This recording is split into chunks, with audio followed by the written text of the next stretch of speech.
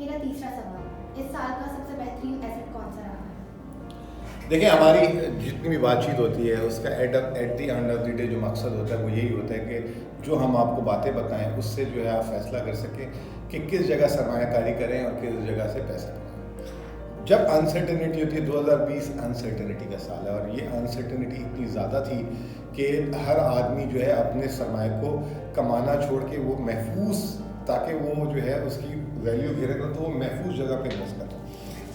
تو 2020 میں جو سب سے بہترین ایسٹ تھا وہ تھا، جس کو ٹرافی بھی لی ہے، وہ ہے گولڈ۔ سونے کی قیمتیں لگ بھگ 24% جو ہے 2020 میں بڑھی ہے، اور یہ ایکچولی یہ بڑھی تو 27-28% تھی، لیکن جو ہے اب یہ $1950 سے جو ہے، بلکہ $2000 سے جو ہے اب $1880 $70 پہ آ گیا۔ ڈالر جنہوں نے رکھے ہوئے تھے روپیہ چھوڑ کے، وہ اس سال سب سے زیادہ خسارے میں رہے ہیں، ان کی صرف 3.5% آمدنی ہوئی۔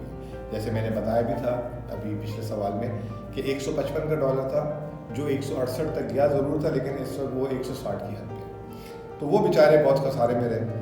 اسٹاک ایکسچینج، اگر میں جولائی سے اب تک دیکھوں تو اسٹاک ایکسچینج نے جسے کہتے ہیں کہ گولڈ سے بھی اچھا ریٹرن دیا ہوگا، 25-30% سے زیادہ، لیکن اگر میں جنوری سے دیکھوں تو اب تک جو ہے جس نے اسٹاک ایکسچینج میں پیسے رکھے تھے اس کو 7.7% ریٹرن ملا۔ ریئل اسٹیٹ پچھلے 3 سال سے جو ہے بہت زیادہ پھنسی ہوئی تھی، اور ریئل اسٹیٹ کی قیمتیں نہیں بڑھی تھی کیونکہ ملک میں مجموعی طور پہ صورتحال بھی معاشی اچھی نہیں تھی، ریئل اسٹیٹ پہ ٹیکسز بھی کافی زیادہ لگ گئے تھے۔ لیکن آپ کو یاد ہوگا کہ ایک کنسٹرکشن پیکیج آیا تھا کرونا کے درمیان، اس کے بعد ریئل اسٹیٹ میں ہل جل ہوئی اور 10 سے 25% پاکستان میں ریئل اسٹیٹ کی قیمتیں بڑھی۔